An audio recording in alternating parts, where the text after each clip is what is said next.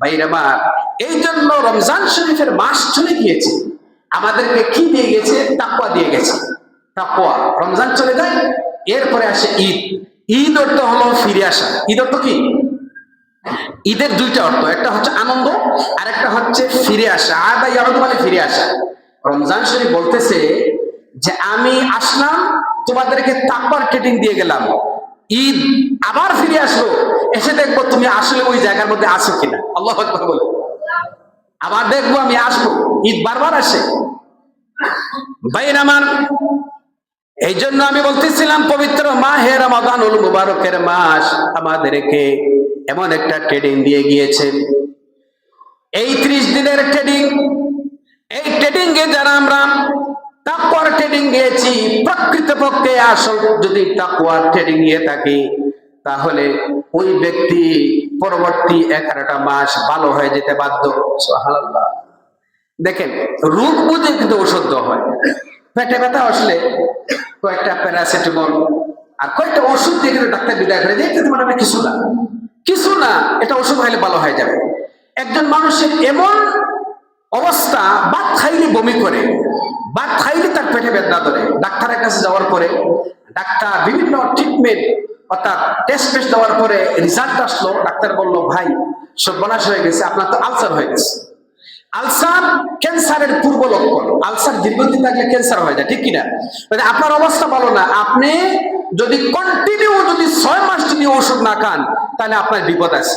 Doctor prescription করলো ঔষধ। এখন এই রোগী, আলসারওয়ালা রোগী যদি ওই প্রেসক্রিপশনটা নিয়া সকাল বিকাল যদি গ্লাসের মধ্যে ওই প্রেসক্রিপশনটা ভিজাইয়া যদি সকালে 1 বোতল আর বিকালে যদি আরেক গ্লাস যদি খায়, তাহলে 6 মাসে এই রোগী ভালো হবে না অবস্থা খারাপ হবে? যদি বলেন, কথা কি আপনারা বুঝতেছেন না? ডাক্তারের প্রেসক্রিপশন যদি ভিজিয়ে যদি পানি খায়, তাহলে এই রোগী কি ভালো হবে? যদি বলেন, ভালো হবে না, বরং উল্টা ধরবে। আর কয়েক মাস খাওয়ার পরে ভালো হয়ে গেছে, এটা আবার কিন্তু ফিরতে পারে। কিন্তু একদম রোগী যদি মনে করে আমার আলসার হয়ে গেছে, আমি পূর্ণ কোর্স আমি পালন করব, 6 মাস পরে দেখবেন মাশাআল্লাহ এই রোগীটা পূর্ণ ভালো হয়ে যাওয়ার পরে ডাক্তারের কাছে যাওয়ার পরে আবার টেস্ট করার পরে বলেন আপনার ভাগ্য ভালো, আপনার যে আলসার ছিল আল্লাহর মেহেরবানিতে ভালো হয়ে গেছে, এখন কিন্তু নাগা মরিচ দিয়ে খাইতে পারে। কথা কি বুঝতে পারছেন? কারণ 30 দিনের পূর্ণ একটা কোর্স সে পালন করেছে। দেখেন আল্লাহ তাআলা চাইলে আমাদেরকে 15 দিনের রোজা দিতে পারে, 10 দিনের রোজা দিতে পারে, পারে কিনা যদি বলেন?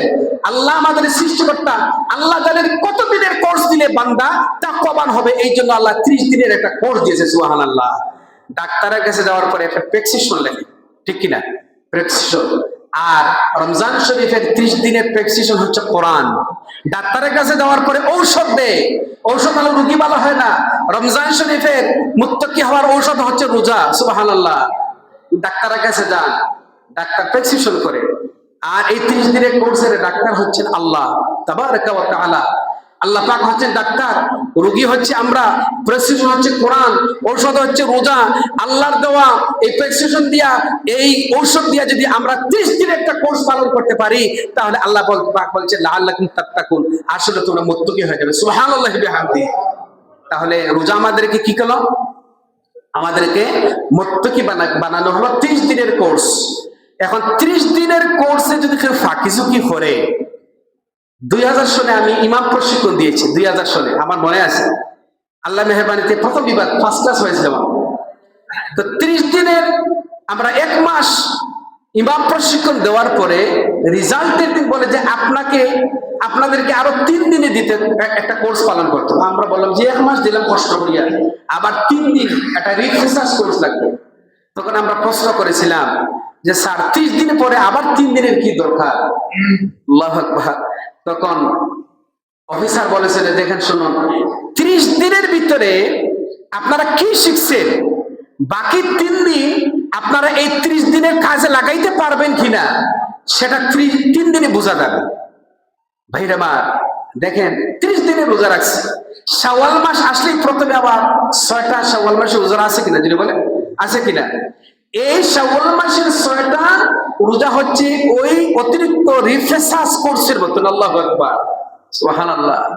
এই জন্য শাওয়াল মাস যাওয়ার আশার রমজান চলে গিয়েছে, এখন মোটামুটি আমরা আদায় পেয়েছি আমরা যে আমরা এত কষ্ট করে রাখছি, আর কোনো রোজার দরকার নাই।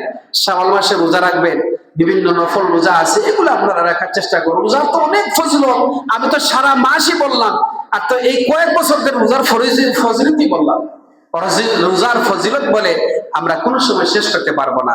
ভাইরা আমার, এবার আমি বলবো, রমজান শরীফ চলে গিয়েছে, আমাদেরকে প্রথম শিক্ষা দিয়ে গেছে আমরা যেন তাকওয়াবান হই।